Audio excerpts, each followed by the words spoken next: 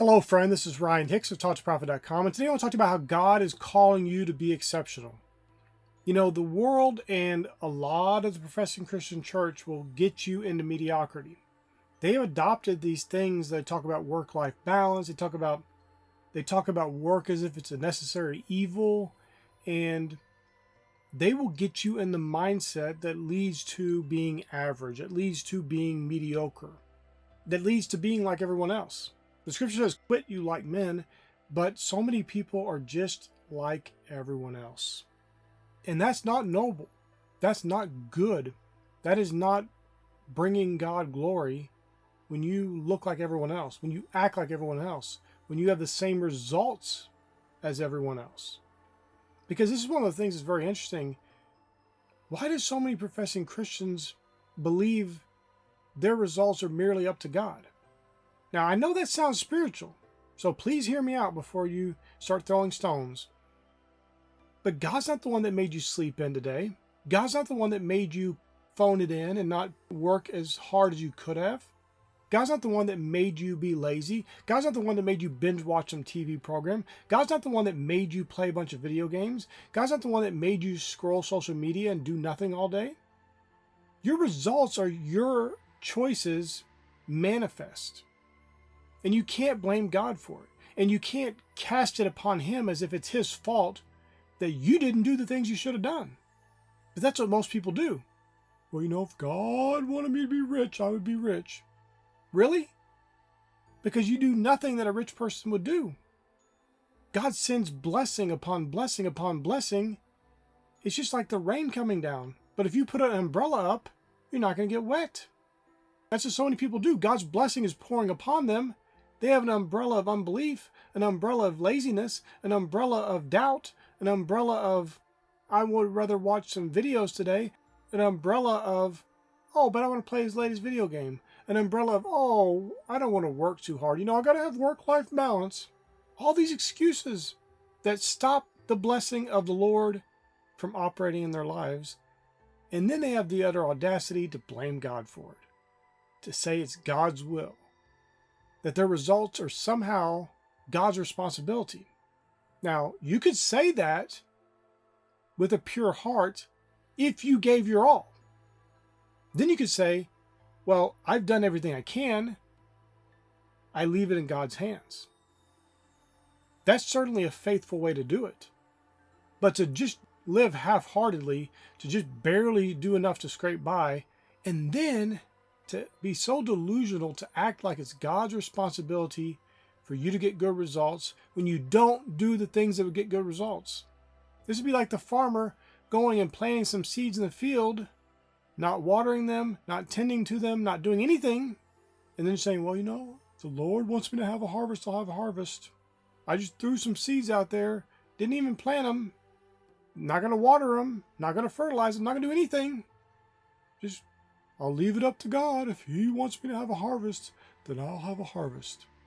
Listen, if you did your all and your all is not producing great results, of course you can put it in God's hands, cast your care upon him, for he cares for you. He will give you great results if you've legitimately given your all. You've legitimately put in the hard, diligent, intelligent work that is required to get the results you're looking for. God is calling you to be exceptional. He's not calling you to be average. He's not calling you to be like everyone else. That means you're going to have to do some things that maybe make you a little uncomfortable. Maybe they aren't the things you want to do. I challenge myself with things that if I don't want to do something, we're not talking about something, let me be very clear here. I'm not talking about something immoral or illegal or unethical or anything like that. I'm talking about something, I don't feel like doing that work today. I go and do it immediately. I never want to be ruled by my bodily tiredness or a desire to relax. Why would I want to relax? God's given me the energy. He's given me the brains. He's given me the wisdom. He's given me the understanding to do the things I can do to bring about the best results in life. Why would I want to relax? Why would I want to shrink back and do less? Why wouldn't I want to just live to my fullest potential? Walking in the faith of God, being blessed and given wisdom by God daily, and doing the best, legitimately the best I can in all my endeavors. This is not a popular message. Listen, let me be blunt here. You go look at a bunch of pastors all over the country, in the United States at least, you'll find a lot of quote unquote dad bods, which basically means fat, pastors standing up in the pulpit telling you to be lazy, telling you to be average, telling you, you don't want to work too hard. You don't want to be a workaholic. Oh, you don't want to love money, as if that's the only reason to do more and to be more and to become exceptional is because you somehow love money, which is insanity. But as somebody whose outward body displays the evidences of their gluttony, of their laziness, of their lack of effort in life, how can you listen to them about anything when it comes to productivity, when it comes to being exceptional, when it comes to rising above average? Because they're average. They can't teach you how to be successful. They can't teach you how to be healthy. They can't teach you how to be fit. Because they haven't done the basics of Galatians chapter 5, verse 24, and crucified the flesh with the affections and lusts. They're ruled by their flesh. And this does not just only apply to fat people, of course. Somebody could be skinny. I know somebody right now who is overall skinny, but they are a glutton. The only way they get away with it is because they go and they walk on the treadmill for many miles a day.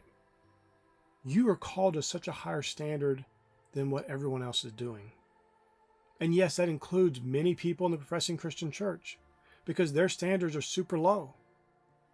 I wouldn't want to go to a church that holds me to a low standard, that tells me I've done enough, that tells me I don't need to push a little bit harder, that tells me, oh, you've done enough, you don't want to be a workaholic. It tells me all this nonsense to keep me back from being my best, from being that exceptional person that God's called me to be.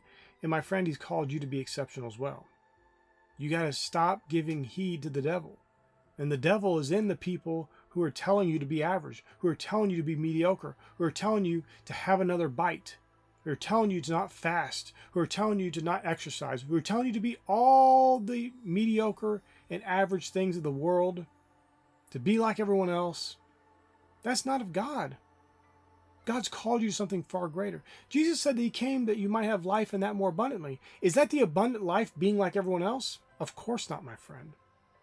And I'm not just talking about money, of course. I'm talking about everything. Every aspect of your life should be exceptional. You should be above ordinary. You should be extraordinary. People should look at you and get motivated and say, wow, look what that person's done through faith in God. Look what the grace of God has done in that person's heart and mind, and the results they're getting because they actually enact God's grace in their lives and do the things they need to do. They don't just sit back, well, I'm going to pray that God will make my work magically be done. I don't have to do it myself. And I could just sit here and play a video game or scroll social media. No. God's given you that power. He's given you His grace for you to act, for you to be exceptional, for you to do things that are extraordinary. So I want you to really examine yourself today. Is your life average? Is your life like everyone else's?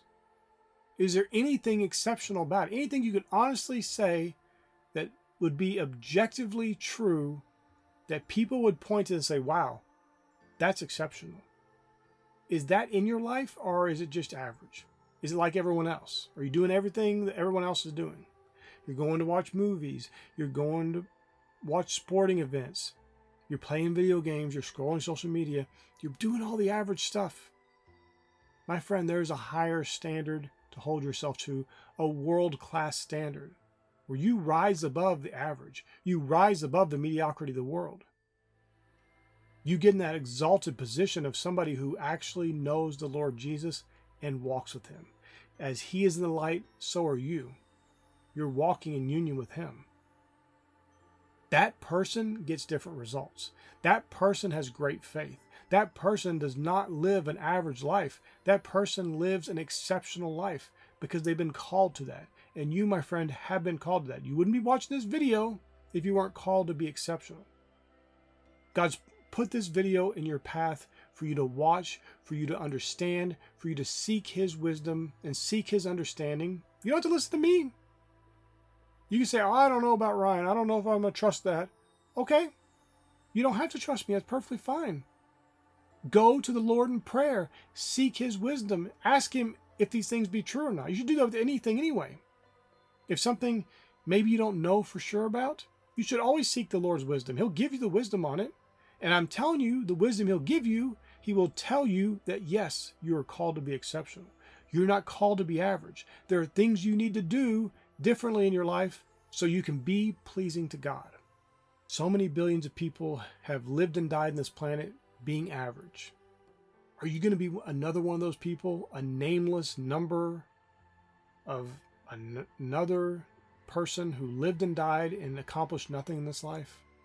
Or are you going to be that person that was exceptional, that brought God glory through their exceptional life, through the great wisdom and understanding and work ethic that they had, always being attributed to God and his grace?